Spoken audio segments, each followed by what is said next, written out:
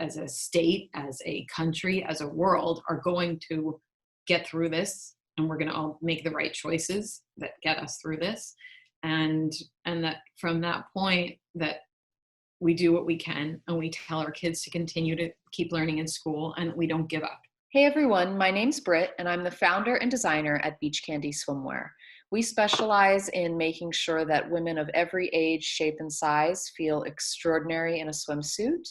And during these uncertain times, I really wanted to take the time to talk about what inspires us and to share positive stories and messages and vibes with the real women that we love and know. So I've decided to hold these incredible conversations on a podcast, and this is the first of many extraordinary conversations to come. Today I have on with me Emily, and I like to call her Superwoman. She's a dedicated mother of 6, a triathlete, and has recently completed an Ironman race. Emily is an avid beach candy collector, friend, and inspiration to me ever since I've known her. And every time I see her, I always think to myself, I wish I could share her can-do, unstoppable attitude with the world. So during these uncertain times is the perfect time to take a break, take a pause, take a moment, and talk about what really matters to us as women.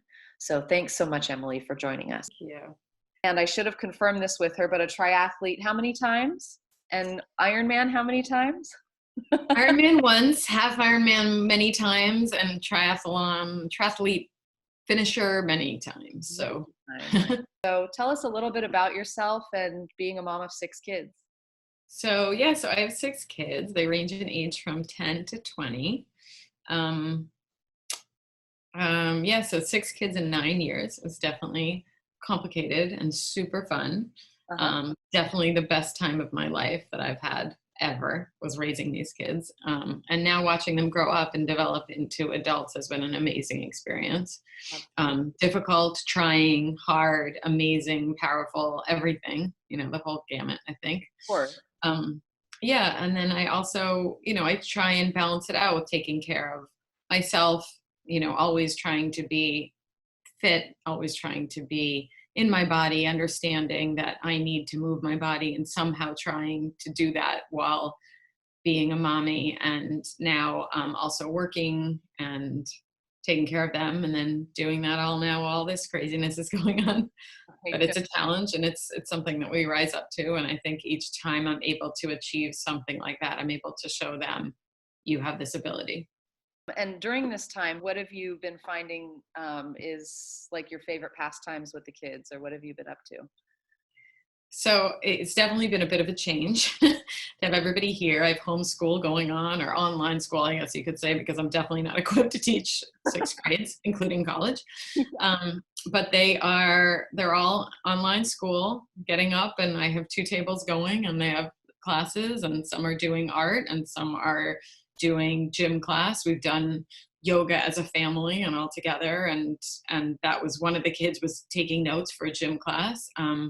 We've gone on walks, we've prayed together, we've cried together, we've talked about at night, we just connected last night, we're talking about how homeschool was going, or online school is going for them, and what they were finding helpful and what they found good, and then also what they found challenging, what they need help on. And most of the consensus was, please tell everybody to be quieter, because eventually, because it's hard if I had one kid doing a presentation the other day, standing up there, and another kid's taking an exam. I had another kid taking a quiz, and all in the same area. So it's learning how to respect each other and all get along in that same environment. And I'm answering my work calls, which are being transferred to my cell phone. Oh my God. Your juggling are amazing. It's no wonder you're juggling. But it's been good. And we're able to walk outside. So we took a walk with the dog, and I was afraid people were going to get mad at me because here I am with this big crew, and they're going to say, you can't be with all these people, and all these kids are hanging out. I'm like, no, they're all my teenagers. This is my tribe, guys. This is my tribe. Right. Well, that's so cool that you're even able to, kind of operate a school with 6 kids at the house, because some families I've heard are just throwing in the towel and just trying to get through it day by day. But you're disciplined, probably keeping all the trains on the track. So props to It's hard. I can't say that it's easy by any stretch. I think that acknowledging the difficulty and acknowledging that this is a crazy time and acknowledging the waves that we're all going to go on of like, we can do this, to like, I can't do this anymore, to yes, we can, and finding the yes, we cans and finding that, and reality, and, parenting with reality, I think is really, really important. It's always been important to me to acknowledge this is hard for me too, but Yeah. let's figure out a way to get through it together. Not that this is easy for me and this is a breeze and let's just everything's simple and everything's easy and everything's roses. It's not. It's hard. It's confusing. It's scary. What do you think is like your superpower, or what do you bring to the table that you think just kind of really takes it to the next level with your family and just in life? I think that the superpower has really come from the ability to be completely powerless and not have any superpower. And I think in order to gain anything like a superpower, it comes from building. And I think everybody has that ability. People say to me all the time, like about bodybuilding or about triathlon or about babies. Any of those things are things that we build up to. It doesn't just come. You don't finish, you don't come to the finish line without building to get there in every instance. So even in this type of thing, I think that it's only because I've built on struggle and built on other things and other areas of my life that I've been able to achieve things that I never thought I'd be able to achieve. And yes, part of it is the beauty of having 12 eyes on me, which I always talk about, is that there's 12 people, 12 eyes staring at me, 6 people watching me and seeing me in my darkest and in my height of success, and coming through a race and finishing, and coming through a race and failing. And I think that sorry, the kids are but I think that if you if you can get through those struggles, that becomes your superpower, is that you're able to get through something and look back on it and say, that was me, I did that. And I think the biggest thing that I've taught my kids that's able to get me through every instance is by taking all of your baggage. And I always talk to the kids about this. You have 2 choices with hard things that come into your life. You have 2 choices. Number 1, you can take it and put it all in front of you and try and push this heavy, dirty load in front of you. And it's so hard and it's so heavy and we can't get through it. Or we can take these tough times and these hard things that we're all going through and put it into a backpack. And that's your fuel, your jet fuel. So you can take all this hardness and put it into a jet fuel pack and let it empower you to push you forward. So every step that I took in that Ironman, every hard thing I had gone through went into that backpack. Every time that I'm struggling and I want to eat something or I want to do something or I can't lift another weight or I can't do it, I take all the hard stuff and it goes into my fuel pack and it empowers me to push forward. So I think when we put it back here as our push forward and to fuel us into thriving instead of a burden. No, this is part of, I'm going to do this. I'm going to lift weights right now in my garage, even while everything's closed. Right. Or we can let it happen to us, which I think is, for me, so my superpower, I'd say, is to take the hard and turn it into the powerful. Awesome. And you would say, so putting it, in your fuel pack by just kind of seeing the silver lining or making it work for you, or trying to, see the good in it. And I think seeing the reality of it and saying, this is hard. This is really hard. We can acknowledge it. We can deal with it. Right. And then we can add it to our fuel. Okay, this is tough. And it's more motivation for me to push forward even more, On the other side of things, vulnerably, or, as a mother and just as our nature as women, with wanting to have everything under control and being a caretaker, what is keeping you up at night during this crisis? What's concerning you? I think the ability to not control my environment. It seems so simple. If I say, okay, well, I can eat this and I create that body. I can lift that weight and I can create that body. I can clothe my children in this and this, and I'll hopefully keep them all safe. And then when I lose control of that, I can't, yes, we can try and stay home as much as we can, but yes, we're going to send the kids out on a walk because that's a risk that both the CDC and I think as a parent is an okay thing to do right now, to stay with, 6 feet away from people and go for a walk and see the sun and breathe the air. And that's important. But the doorknob outside, or or something gets on your shoe and you come in the house and you walk, there's going to be tiny, there's places, there's groceries that are coming in, there's things that, so we can't control it all. And to try and give that up to God, I think is, for me, the only way to sleep.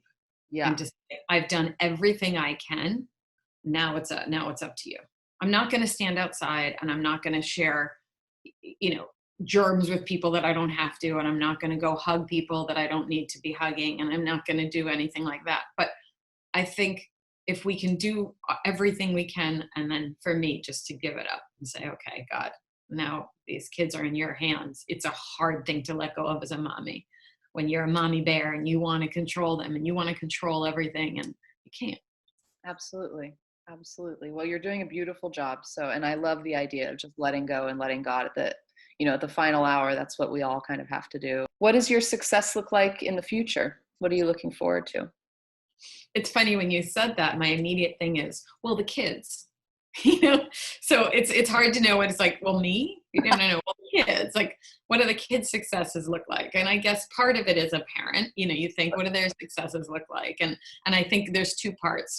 So for them, I'd say kindness and honesty and integrity. I think the rest of the chips fall, as I've seen. I think it's an amazing thing being a mommy of 6, because you get to let go of some of that need for them to be the successful businessman or the successful straight A student or the valedictorian or top of their team or whatever it is, that I really want for them to have those values, those deep values. And that's what I've focused on as a mommy, that you can get a 4.0, but you can still have no integrity and aren't kind. So to me, getting into Harvard isn't as important as being kind. So I think if I can raise kind kids with integrity and values, that the rest of that they can probably figure out. This is why I wanted to have this conversation with you, because you're just an incredible woman. I've known you for almost 10 years now. And every time I speak to you, I light up. I just love what you're up to, Emily. Tell us about your amazing athletic accomplishments. Well, I think my most amazing accomplishments have been these 6 kids, but my personal accomplishments, athletic accomplishments are quite extraordinary. So I've competed in multiple triathlons. I've competed in half Ironman triathlons. And then eventually I tried my hand at the full Ironman and was able to complete that with my 6 kids by my side, who followed me around and wouldn't leave the race site. My mom kept trying to get them to go, and they said, we're not leaving, mommy. So they slept on the ground and stayed together. And the only reason I finished that brutal race was because these 6 kids kept saying, you can do this, mommy. And one of them ran with me. My oldest ran with me for the last like 3 miles, and then my best friend was with me. But they were all right there with me. I looked at my daughter in the face and I said, I can't do this anymore. And she said, yes, you can. She's like, you've done this. You have 9 more miles. 9 miles is nothing to you. She said, just do it. Just go. And they came with me. They walked for a little bit and they let me go. And, when you have that kind of army behind you, you can do anything. It seems so simple, And for those listeners that don't know what Ironman is or what it consists of, if you could explain that a little bit more. So Ironman is the longest of the triathlon races, although there is Ultraman and there's some other ones that are really extreme. But Ironman is a 2.4 mile swim, followed by a 112 mile bike, followed by a full marathon.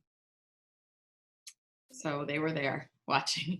Extraordinary. And how long did you train for that?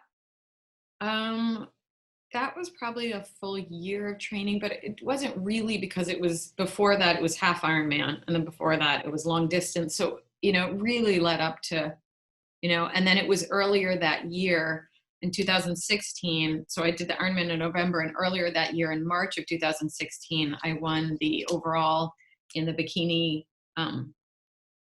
part of the bodybuilding competition. So, and I started that in around 2015. I started doing bikini bodybuilding only after my friend convinced me and begged me and said, and I was like, okay, one time, maybe. And then I've been doing that ever since, and I absolutely love it. It's an amazing thing, which I connect all these three things, like the child rearing and the childbirth and the 9 months of that, to the Ironman and the training and the triathlon and all of that, just to the bodybuilding. And I think it's all a similar type of thing when you're focused and you have a goal and there's a certain time period and you're able to change your body and sculpt your body and create something that wasn't there. I couldn't run a marathon. I couldn't bike that far, but slowly we can. And we all have those abilities. No matter what the goal is, you take a certain period of time and every day you get a little bit better. Even if it's yoga, you go a little bit down closer to your legs. You stretch a little bit more, and a year from then, 2 years from then, all of a sudden you've changed. We don't see it right away, but you've changed. And I think that strength, while we can't control a lot, it is fun to be able to, for me, to take on that challenge and to have my kids watch me and say, you can't do this. Yes, you can. Look, watch. I'm going to take on this challenge. It's hard. It's painful. It's scary. It's unknown. My kids say, how do you know you're going to finish? And they say, I don't. Aren't you scared when you get up on stage? Completely. Do you think you're going to win? I don't know. But we're going to try. It's not going to stop me from trying, and it shouldn't stop you from trying. Right.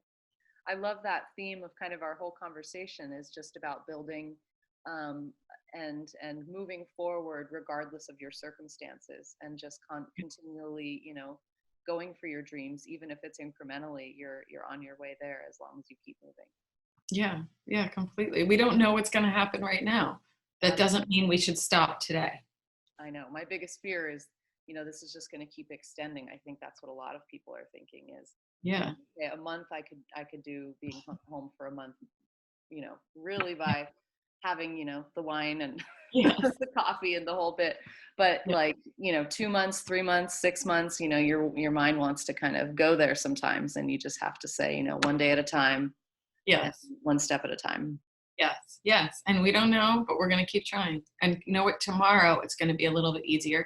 And that thing that we couldn't figure out how to do at home yesterday, we figured it out today, and whatever your thing is, whatever you're trying to work on at home, there will be someone out there. And as a global community, the fact that we have all these resources to us. I have so many friends online that are posting classes and all these things that they're doing online, and you can connect to it, and someone's going to help us figure out the next step. So if there's things that you can't do today, you will figure it out. You'll figure out how to make some sort of makeshift gym, school, classroom, whatever it is, Right. I love that. Well, I see all of your bikinis behind you, and since you are quite the beach candy collector, I'd love for you to share a few of your favorites, and it's an honor to have been dressing you all these years. Yes, I think we should start with the best of the best. This is the one that goes everywhere. That's the first one I always put on. Okay. Just the perfect cut. It's an awesome little back, and it doesn't cut into you anywhere, which I love with all of your suits. It doesn't cut in to the waistband. It's just nice, and you can make everything's adjustable. So you want to make this wider, you want to make it tighter. That I always love that. And then this is my favorite for anywhere you go. So you wear the set, the two there. What? Do you wear that top with the bottoms that you just? Yeah, all the time. It's everywhere. So the back's really open, so it's super cute. It feels sexy, fun. Yeah. And then the top's a little bit more covered, so you feel a little bit covered up if you need that extra boost, depending on which stage of the vacation you're on. Yeah. So cute. And then what I love about that one and so many of your suits is this. So then you want to put on this, and you have a different type of vacation, and you're in a little top. Totally. You have that with it. And then you're out at like the kid beach and you're the mommy. I forgot you have. Yeah. So you have the little bottoms that are just a full coverage, or for me, that's a pretty full coverage. Yeah. But it works, and it really works to have all these pieces to bring that suit together somewhere. And depending on what type of environment you're going into, you can wear anything. And for me, I've worn this as a shirt many times. Yeah. This little pair of jean shorts. Yeah. Great. Even a pair of jeans, little mini skirt out at night if you're away. I love that one. And then this was one of the first ones we worked on together. Yeah. I love because I feel like a lot of women want to be a little bit more covered, but don't want to be in a one piece. Yes. And I think, this feels like a piece of jewelry. I love those. You have this all here. You feel like you're in a necklace, and then to have the sides all, gorgeous. I love that. Yeah. It's such a classic suit. Yeah, I love that one. For those of you watching, that was the Maggie monokini, and then the first bottom that she showed is the Joanne, and the handkerchief top is our Jenna, and then the other top is our Alexa, and the bottom that was more full coverage was the Alexa. Those were all those aqua snake suits, but those are all incredible staples that dress incredible moms like Emily. This has been my shirt forever. This is also, to most people, a bikini, but I also wear that one. This is a great suit. Totally. It just, the top fits nicely if you wear it under a little top or a little sheer top, or you just wear it with a pair of jean shorts. It just fits so nicely. Yeah. I love that one. And it goes with the bottoms that I have with it goes with the bottoms that go with that, but it also just goes with any bottom. Like I often wear it with just like a little thong. Cute. Yes. Just a little thong. Love it. And then this one is the one I had sent you that picture. I think we went in there, we did some pictures with this one. This was a great little top that I also wear with a little thong bottom. Yes. That off and back. Mm-hmm. That one is very cleavage building. Yes, it's a great top. Gorgeous on. I know. I love that top. Yes. Cute. And then I think this one is just stunning. Like you feel like it's like a cross between a bride and you're just in jewelry. Like it's this combination of I'm in a bikini, but it's also I'm in a fully jeweled, Yes. The white classic. You just had a picture of this out the other day, and that's the bottom with it, which is. And what's amazing is how old are those suits? That suit is. This one is from 2012. Yeah. It's white as white can be. It's amazing. I've thrown away so many other suits. It's white. It's completely white. That's amazing. I know that bottom's even discontinued, so that's why I asked. Yeah, I love that one though. That was a great one. Gorgeous. And these also are stunning. I mean, this is also 2012, I think, this one, but it's still one of my favorite ones. You just, I mean, it's like, nothing like it. Nothing. I get stopped everywhere I go. Came in, you were going to Vegas, and we wanted to get you hooked up. Yeah, for Vegas. Dolled up. You can wear this with heels and jewelry, and love it. Yeah, I mean, it's so fun. It's so much fun. I know. That's what I miss most is, the beach and the pool and the sun. And I feel so blessed at this point to have people to hug, if nothing else. There's so many people out there who are alone, who may, you may have been their only hug, their only smile. Maybe someone who works in in different industries who their work people were their only people, their gym people were their only people, and people who don't have a hug. Every person right now who has someone to hug is the luckiest person on earth, because so many people are walking around right now without anyone to touch. They say you can't touch anyone but your family or the people that live in your house. What if you live alone? For an elderly person or even a young person who's whatever it is, I feel so blessed to have my crew. They may drive each other crazy or may help each other or whatever, but my house is loud, really loud and busy and fun. And that's such a blessing, Oh, so true. I know that. that brings a lot of perspective to things. And just, the first responders and the nurses and the grocery stores, they're putting their lives on the line for the rest of us. And I really think that the message that drives this all home most is that, our ancestors went to war for us, and we just need to sit on the couch. Yeah, But exactly. we can Exactly. do this, So guys. we have running water, we have electricity, we have heat. I mean, nobody's, we just need to wait a little bit, Yeah. and hug our people. Thank you so much for being my first guest on here. And do you have anything else you want to say before we sign off? No, I think I'm appreciative of you asking me to do this, especially because it just pushes all of us, including myself, to continue to be grateful for what we have, and I truly, truly am right now. So thank you. I couldn't agree more. Thanks, Em. Thank you.